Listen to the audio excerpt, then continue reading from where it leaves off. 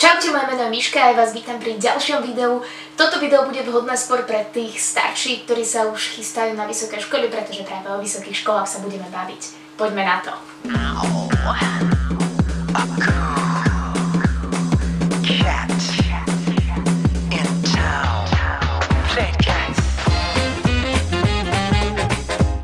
Ako som sa na výšku dostala ja?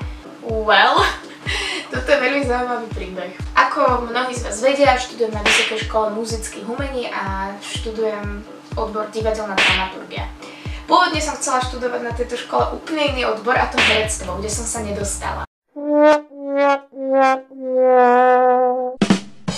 A bola som z toho v strašných depresiách jeden deň. No a potom som mala ešte v pláne dať si 2 prihlášky, a to na Univerzitu Komenského, na kulturológiu a na divadelnú dramaturgiu na VŠMU. Prihlášky som si podala na obe školy, ale divadelná dramaturgia mala príjmačky o dosť skôr ako UKačka.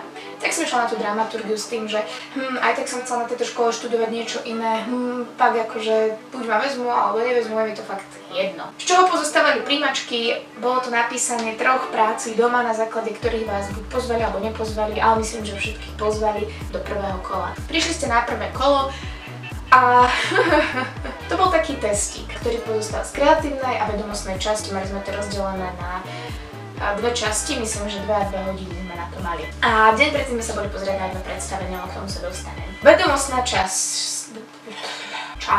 Bola tam taká strana, ja nazvem strana hanby, kde boli ľudia, ktorých by som mala poznať, ale ja som poznala iba môžem to čo normálne hovoriť, Michaela Phelpsa a Janka Borodáča. To boli 2 ľudia, ktorých som akože registrovala. A potom možno ešte ničeho som vedela. A boli tam strašné otázky, na ktoré ja som strašne nevedela odpovedať a bola som taká, že preboha mňa nemôžu zobrať. Potom bola tá kreatívna časť, kde sme vymýšľali rôzne názvy veci, slovné spojenia, k obrázkom, príbehy, dialógy, prepisovali dialógy. To bolo celkom fajn, to som si mega užila. Potom sme čakali niekoľko dní na výsledky.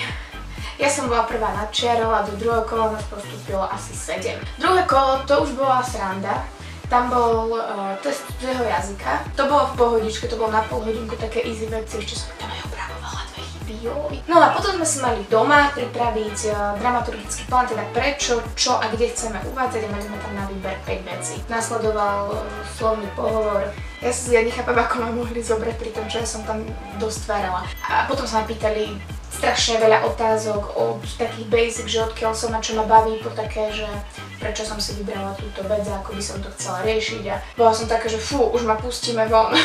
A potom došli za nami, že nám dopadať výsledky. Na režiu postúpili do 3. kola 4 ľudia, myslím, a na dramaturgiu sme postúpili 3.